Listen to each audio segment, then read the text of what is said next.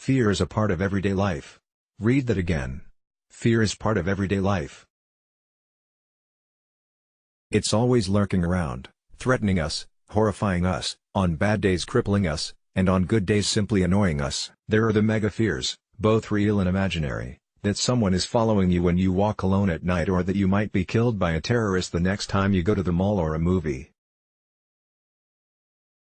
More common are little nagging fears that keep you awake at night, eat away at you, and prevent you from experiencing the day around you.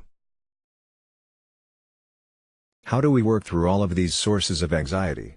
Personally, I haven't found one all-purpose answer. But, what seems to ring true for most situations is that you have to challenge yourself to do things that are unfamiliar and uncomfortable.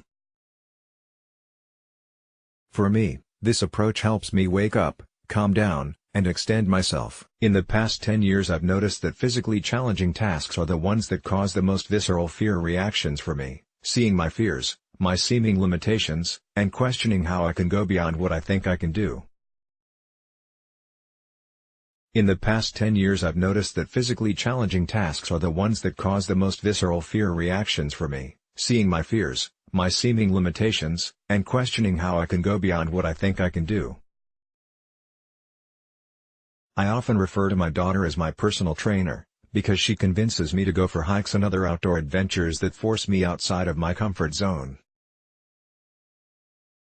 When I go for a hike with her, it's usually twice as long as my normal limit, and it often takes me over terrain that is more varied and challenging than I like. I'm not like an antelope jumping from rock to rock. I'm more like a turtle with a waddle, trying to climb a hill. I've learned to breathe through most of these adventures, when to take a break, and when to push on. I've also found that a moment of uncertainty or fear brings instant focus on the present. And the fear that grabs at me when I face the first physical challenge on the trail, well, I've often seen that fade and transform into a feeling of bravery and accomplishment. So, I recommend the uncomfortable as a way to learn to work with fear.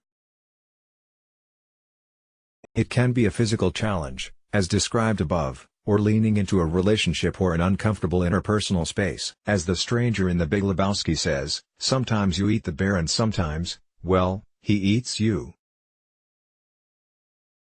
You don't always win, in other words, but you learn as much from the mistakes as from the triumphs. And fear will always give you more chances on the path of life. As the stranger in The Big Lebowski says, sometimes you eat the bear and sometimes, well, he eats you. You don't always win, in other words, but you learn as much from the mistakes as from the triumphs. And fear will always give you more chances on the path of life. To help get cozier with the uncomfortable, and even the downright fear-inducing parts of life, try this: approach your fears with a bit of tough love. The tough part is that you don't give up on yourself or the task at hand at the first sign of difficulty.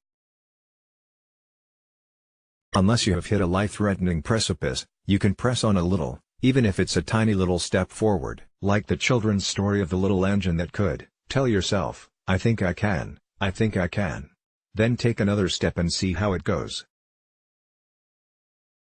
Appreciate that you have shown up. The love part of tough love is that you have won by just showing up. So be kind to yourself. You may not conquer your fear, but you make some inroads forward. Celebrate that, and next time press on a little further. Meditate and observe your fears. Mindfulness meditation provides a safe space in which your fears can arise. See them come and go, breathe them out, breathe them in. The more familiar they become, the less power they have to control you. At some point you may even be able to sit with your fears and smile at them. Carolyn's article Face Fear and Keep Going appeared in the April issue of Mindful magazine. Fear, while critically necessary for life itself, can be horrifying and crippling. It can also eat away at us day in and day out. And yet, welcoming our fear turns out to be the best way to conquer it. Over and over again. Read more. Carolyn Gimme on May 15, 2016. How to Mindy attend to and befriend fear so you can shift away from your fight or flight response to fear and maybe even let it go. Read more. Christopher Willard November 30, 2016. Let's block ads. Why?